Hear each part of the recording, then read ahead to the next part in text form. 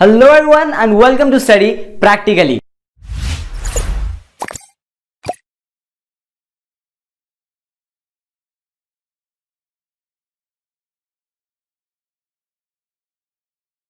तो चलिए जल्दी से हम लोग बेसिक से शुरू करते हैं, जहां से एक बच्चे की प्राइमरी एजुकेशन शुरू होती है, जो कि 0 से 3 साल तक तो बच्चा जन्म लेता है और 3 साल तक का होता है तब तक तो माँ बाप के पास रहता है। तो उसके लिए भी अलग से रेगुलेशन जारी की गई है कि माँ बाप उनको क्या पढ़ाएंगे वो भी बताया जाएगा। साथ में 3 क्लास से लेकर के 3 जन्म से लेकर के जब से वो 3 साल का होता है बच्चा तब से लेकर के 8 साल की उम्र तक एक चीजें फॉर्मुलेट की गई हैं। यानी कि बेसिकली अगर हम लोग बात करें तो 5+3+3+4 फॉर्मूला पर ज्यादा जोर दिया जाएगा।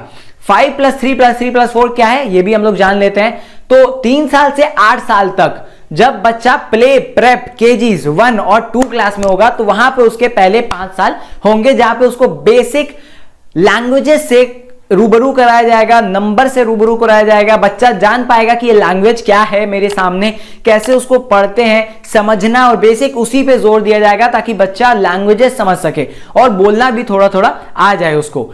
अब वो लैंग्वेजेस कौन कौन सी होगी तो बेसिकली 3 लैंग्वेज फॉर्मूला जो कि है इंडिया में वो लागू किया जाएगा, जो कि जिसमें बेसिकली आता है इंग्लिश, हिंदी और एक नया मॉडर्न लैंग्वेज जो कि इंडिया में चलते आ रहा हो। तो वो साउथ इंडिया में बेसिकली सदर्न लैंग्वेजेस में, क्योंकि हिंदी ज्यादा नहीं बोली जाती है तो वहां के रीजनल लैंग्वेजेस को फॉलो करेगा। तो लेकिन बेसिकली आप समझ के चलिए कि जो स्टेट्स अपने लैंग्वेजेस को रखना चाहते हैं वो रीजनल लैंग्वेजेस भी रख सकते हैं, चाहे वो गुजराती हो, चाहे वो ओडिसी हो, चाहे वो बिहारी हो, भोजपुरी हो या फिर कोई और लैंग्वेज भी क्यों ना हो। तो वो वहां पे अपनी रीजनल लैंग्वेज रख करके बच्चों को उसी में समझा सकते हैं ताकि बच्चों को ज्यादा अच्छे से समझ में आए।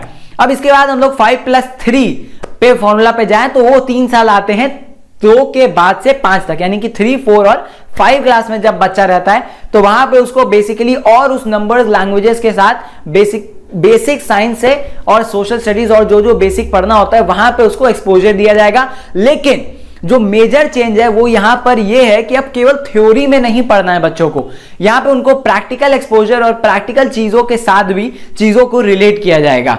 इसके बाद आता है एक और 3 जो कि है 6, 7 और 8। ये बहुत ज्यादा बेसिक चेंज है पूरे एजुकेशन सिस्टम में और जो मुझे लगता है बहुत अच्छी चीज है यार, क्योंकि 6 से यहां पे बात की जा रही है कोडिंग और को ऐसी चीजों को इंट्रोड्यूस करने की। यानी कि अगर आप समझ लीजिए कि अगर 6 से बच्चों को कोडिंग सिखाया जाएगा तो मैं यही मानता हूं यार कि वो फ्यूचर के लिए तैयार होंगे, क्योंकि आप देख ही रहे हैं यार अभी कोडिंग, वेबसाइट्स, AI ये सब दुनिया को लीड अभी ही करते दिख रहे हैं, तो आगे पता नहीं क्या होगा। तो अगर वहां के लिए हमारे अभी के बच्चों को तैयारी करना है तो बेसिक एजुकेशन से ही शुरू करना पड़ेगा और जब तक वहां पे चेंजेस नहीं होंगे तब तक उनके फॉर्मेलिटी में, एजुकेशन में चेंजेस नहीं आ पाएंगे। तो इसीलिए वहां पे 6 से ही एजुकेशन में कोडिंग जारी किया गया है और लैब्स में ज्यादा प्रैक्टिकल चीजों को ज्यादा एक्सपोजर देने का भी जोर डाला जा रहा है। तो यहां पे बेसिकली 6, 7, 8 में बच्चे जो है ज्यादा प्रैक्टिकल चीजों को ज्यादा रिलेट करेंगे। अब बेसिक आता है जो कि मेन एक्सपोजर आप समझ लीजिए, जो मेन चेंज समझ लीजिए वो है आपको बाकी लास्ट 4 साल, वो 4 साल हैं आपको 8 के बाद से, जो कि है 9, 10th, 11th और 12th। तो बेसिकली बच्चों के साथ किया जाता था यार कि 9, 10th में अलग हो जाते थे बच्चे, उसके बाद 11, 12 एकदम अलग ही हो जाता था, जो कि बच्चों को शायद समझ में ही नहीं आता था कि यार कहां से कहां आ गए, वही होता था पहले। तो अब पॉइंट इज कि यहां पे 9, 10th, 11, 12th को एक साथ रखा जाएगा। अब इसका ये मतलब नहीं है कि 10th में बोर्ड नहीं होंगे और 12th में बोर्ड नहीं होंगे, सब एक साथ होंगे, ऐसा कुछ नहीं है।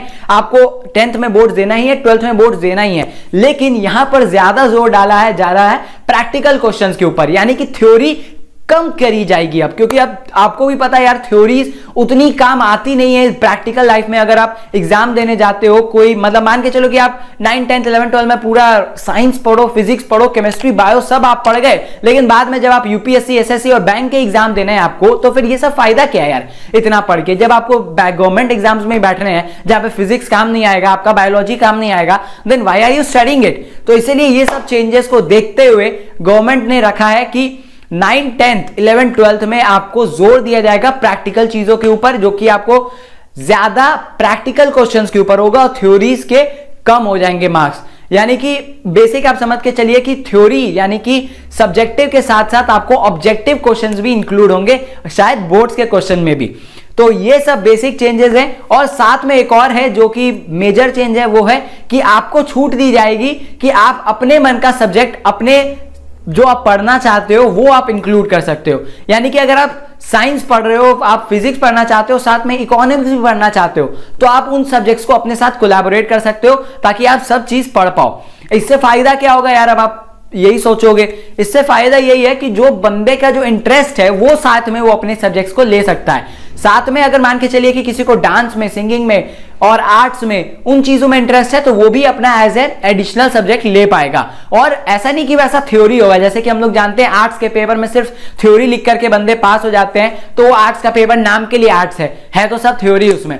लेकिन अब वो चेंजेस होंगे जिसमें कि सिर्फ प्रैक्टिकल चीज है। अगर आर्ट्स का पेपर है तो आर्ट्स आपको करना पड़ेगा, अगर सिंगिंग है तो सिंगिंग प्रैक्टिकल चीज से रिलेटेड होगी, थ्योरी से नहीं। डांस भी, डांस के हिस्ट्री से रिलेटेड क्वेश्चन नहीं होंगे, डांस आपको प्रैक्टिकल करने से रिलेटेड रहेंगे। तो इसलिए ये सब मेजर चेंजेस किए जा रहे हैं हमारे एजुकेशनल सिस्टम में, जो कि 12 तक के हैं। तो अब पॉइंट आता है कि यार अगर आप कॉलेज में हो या फिर अंडर ग्रेजुएशन और पोस्ट ग्रेजुएशन और आगे पीएचडी करने का सोच रहे हो, तो वहां पे क्या क्या चेंजेस है, चलिए एक एक करके ये भी डिस्कस करते हैं। तो अब अंडर ग्रेजुएशन कोर्स के लिए अगर आप अंडर ग्रेजुएट हो, अगर आप पहले दूसरे साल में हो, बीच में हो, तो मैं आपको एक चीज बताता हूं जो कि गवर्नमेंट ने लिया है फैसला। वो ये है कि आपको एक क्रेडिट स्कोर के बेसिस पे रखा जाएगा।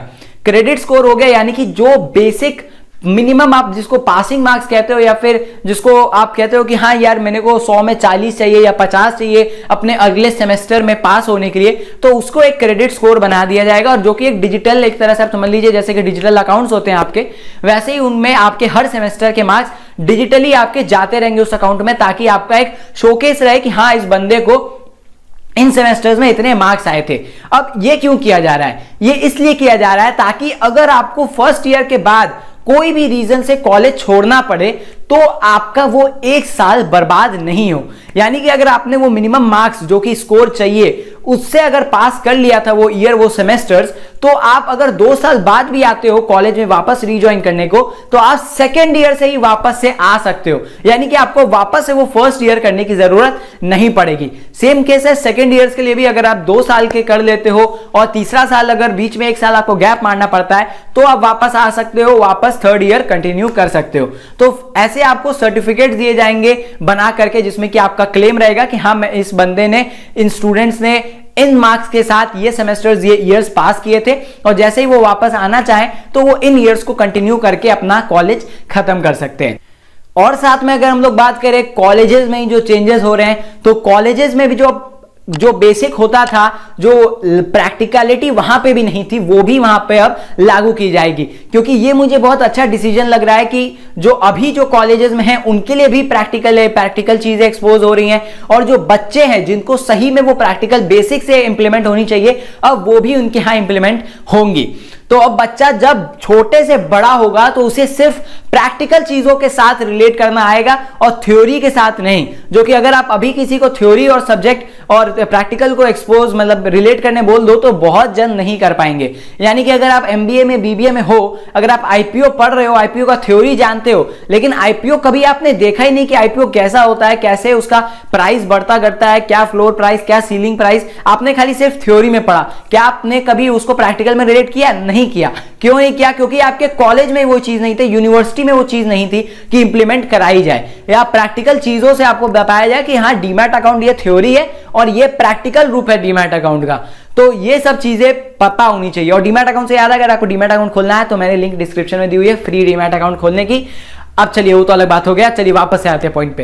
तो पॉइंट इज कि कॉलेजेस में ये सारी चेंजेस आएंगी, जैसे कि वर्चुअल लैब्स का सेटअप किया जाएगा। जैसे कि आईआईटीज और आईएम्स में बेसिकली वो चीजें हैं जो कि हमारे प्रैक्टिकल चीजों को दिखाती है, लेकिन जो और गवर्नमेंट के कॉलेजेस हैं या और प्राइवेट कॉलेजेस हैं जिनके पास वो चीजें नहीं है, वो इक्विपमेंट्स नहीं है, वो रिसर्च इक्विपमेंट्स, वो रिसर्च मेथड्स अवेलेबल नहीं है, तो उनके लिए वर्चुअल लैब्स आप कर दीजिए, लागू की जाएगी और इंतजाम की जाएगी, जिससे कि बच्चे कहीं भी रहते हुए, कोई भी कॉलेज में रहते हुए वो प्रैक्टिकल चीजों को सीख सके। और इसके अलावा अगर आप प्राइवेट कॉलेजेस के फीस से परेशान हैं, तो प्राइवेट कॉलेजेस के फीस पे भी एक कैप लगाया जाएगा, जिससे कि जो भी प्राइसेस वो ज्यादा कर रहे हैं, जो ज्यादा लेते हैं हद से ज्यादा, उस पे भी नियम कानून लगाए जाएंगे और कम से कम उनके चार्जेस को भी रखा जाएगा। तो ये हमारे कॉलेजेस के बहुत सारे चेंजेस होने वाले हैं। ये आप समझ के चलिए कि बेसिक एजुकेशन सिस्टम चेंज हो रहा है। और एक और बात मैं आपको बता दूं कि जो एमफिल होता है यानी कि मास्टर्स इन फिलॉसफी, जो कि पीएचडी से पहले हम लोगों को करना पड़ता है। अगर आपको पीएचडी करना है तो उसके पहले ज्यादातर लोग आपको सुझाव देंगे कि आप एमफिल कर लीजिए 2 साल का या 1.5 साल का, और उसके बाद आप पीएचडी कर सकते हैं, क्योंकि एक बेसिक गेटवे बन जाता है एमफिल पीएचडी करने के लिए। तो अब एमफिल को भी हटा दिया गया है और आपको पीएचडी करना है तो आप सीधा अपने पोस्ट ग्रेजुएशन के बाद जाकर के पीएचडी कर सकते हैं। यानी कि अगर आपको करना चाहे तो आप ग्रेजुएशन, पोस्ट ग्रेजुएशन, और पहले करना पड़ता था एमफिल और उसके बाद आप जाते थे पीएचडी की तरफ, लेकिन यहां पर पीएचडी की तरफ सीधा आपका रास्ता खुल गया है। आप सीधा जाकर के अपना 4 साल का पीएचडी कर सकते हैं और थीसिस प्रोजेक्ट्स अपने बना सकते हैं। तो ये है बेसिक चेंजेस जो कि मैंने देखे, मैंने पढ़े और हाइलाइट्स में आपके सामने रख दिए। तो अगर वीडियो आपको अच्छी लगे तो इसको लाइक, शेयर और कमेंट करके जरूर बताना है कि ये वीडियो कैसी थी। और अगर आप हमारे चैनल पे नए हो तो सब्सक्राइब भी कर देना, ताकि आप ऐसे ही और सारे एजुकेशनल कंटेंट कभी मिस ना कर सको। तो मिलते हैं और कोई ऐसी इंटरेस्टिंग सी वीडियो में, तब तक के लिए bye bye, take care and जय हिंद, वंदे मातरम।